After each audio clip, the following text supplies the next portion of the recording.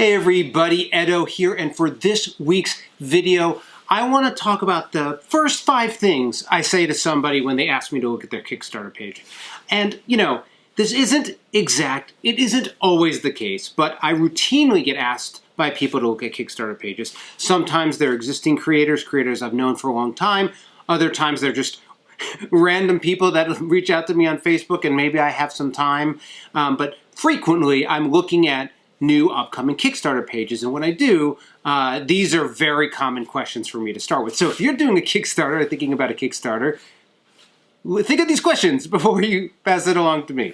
All right, so number 1, the first thing I ask is, who's your audience? Who's this for? Who do you want to back your Kickstarter? And this is important for a lot of reasons. One, if you're just a creator and you're not thinking about your player, and you're not thinking about who is going to really love your game, you're missing out on a lot of learnings and understanding. I mean, it's hyper important. Sure, you could be making your campaign and just sort of, this is the game I want, this is what I want to do, but thinking about your backer, your audience, your player is hyper important. But more so, if I'm going to look at your page, the reason it's so important to me is backers are different, audiences are different. If you're trying to get a lot of people who are into RPGs, if you're trying to get a lot of people who like party games or casual or more hardcore big spenders or people who really like to back on Kickstarter, the type of campaign, the type of page, the type of, I'm going to say features, but bells and whistles you've added change and are different based on those people. And so when I'm coming to a page, over the years I've gotten a sense for these different types of audiences, but I will think about who they are, I look at other campaigns they might be interested, and I'll use that to help inform my answer to what is or isn't important for that type of backer. Maybe they're price sensitive. Maybe they're, bells, again, like Kickstarter exclusive sensitive, or like in that they want it. Like, it's super important. So as a Kickstarter creator, you should be able to answer that question. And the answer shouldn't just be like, backers on Kickstarter. Like, it needs to be more specific than that. Okay, so that's number 1. Number 2 is, as I start looking at the page, are you explaining the fun, the fantasy, the playing of your game, or you are just describing it, right? Like, as a player, as a backer, why am I going to love playing your game?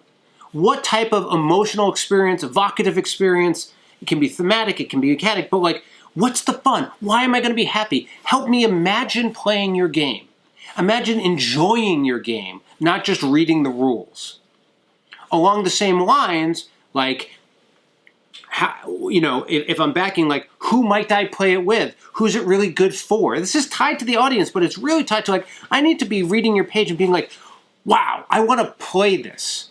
I want to play this because it sounds fun and cool and engaging, and I can imagine what it's like to experience it. And you as the creator can use language and images and ideas that do that.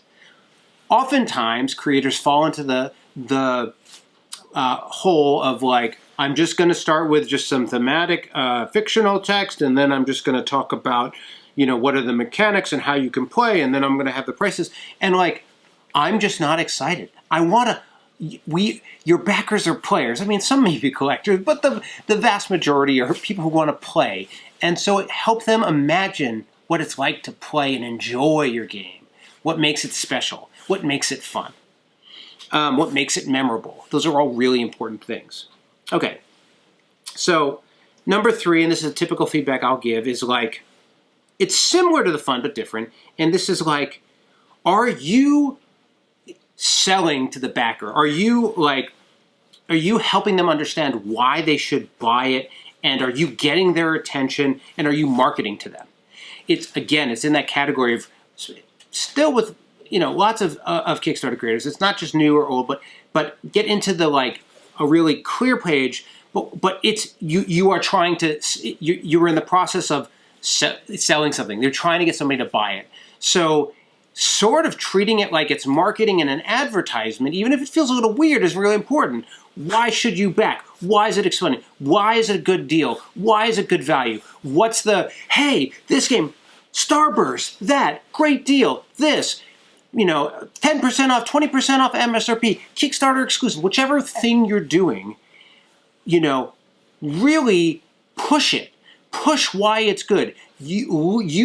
Go, I don't know if they still have catalogs that you get in the mail, like from like Toys R Us or Amazon or Target. Open those things up and be like, oh, it's trying to get my attention. Your Kickstarter page is trying to get a backer's attention. They have been going through it. Maybe you've done all of this work to get them to get there, and now you want them to stay and read. And so in that same way, I'm sort of like, how do you have my attention in the first scroll of my mouse wheel, the first look? If you have a bunch of dead space, you have a bunch of like okay graphic and just tons of text, if you haven't gotten to like why I want this quickly, I'm just gonna go look somewhere else. There's so many other things.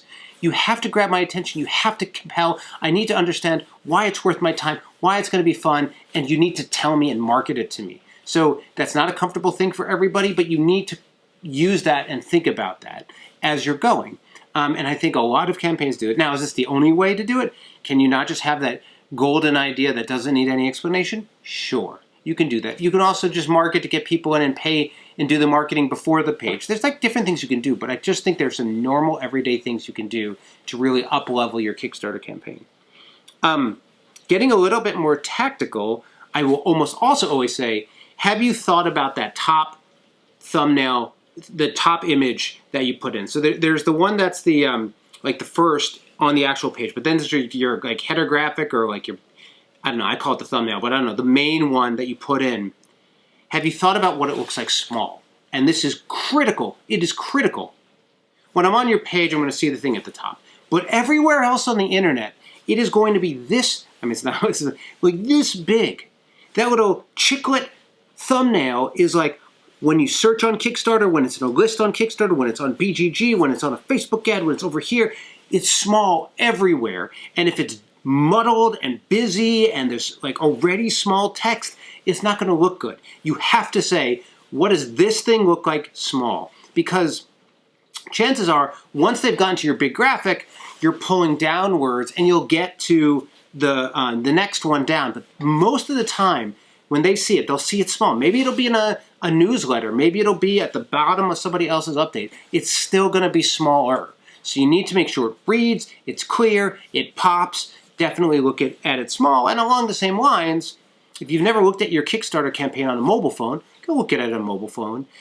For most campaigns, if I recall, I haven't looked at this recently, mobile backers wasn't like the majority of your backers, but there's enough volume there to be considered. Look small, like, oh, is this font and this graphic super teeny? Is it like I have to scroll forever to get somewhere? Like, think about it. Look at and think about all the different ways somebody can view a Kickstarter page and get to a Kickstarter page, to think about what their user experience is, right? Like, if anything, maybe one of the core messages of this entire video is, imagine you're a backer, a player, you know, a user, audience, whatever you want to call it.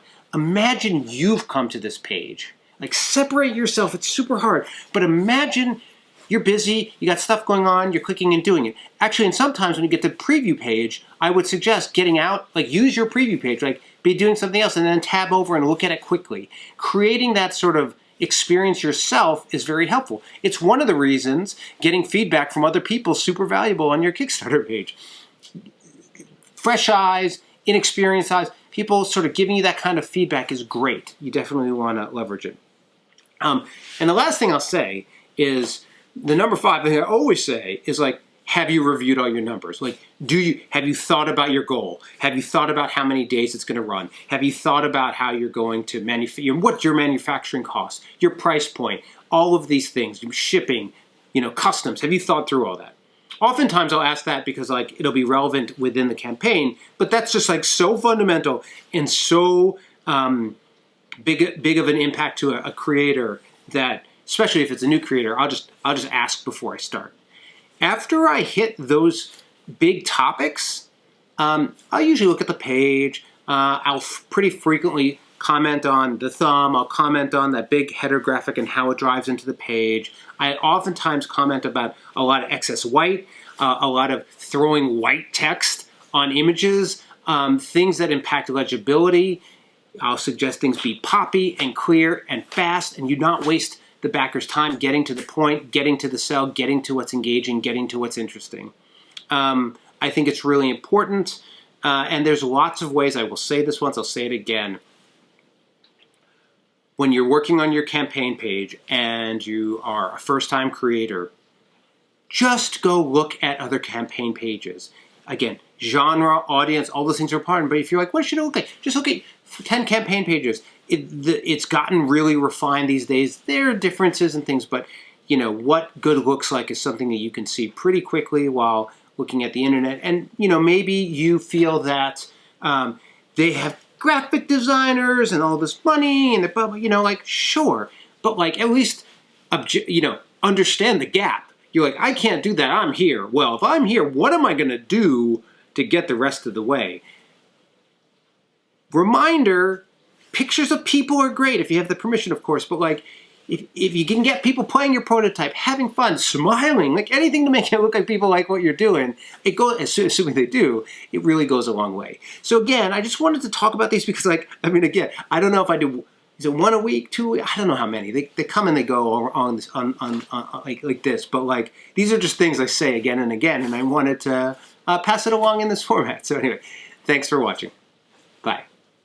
Hey everybody, Edo here, and thanks for watching Gaming with Edo. Reviews over here on this playlist, League and Insider videos over here on this one. Subscribe, share, all that good stuff. But most importantly, play some great games. Thanks.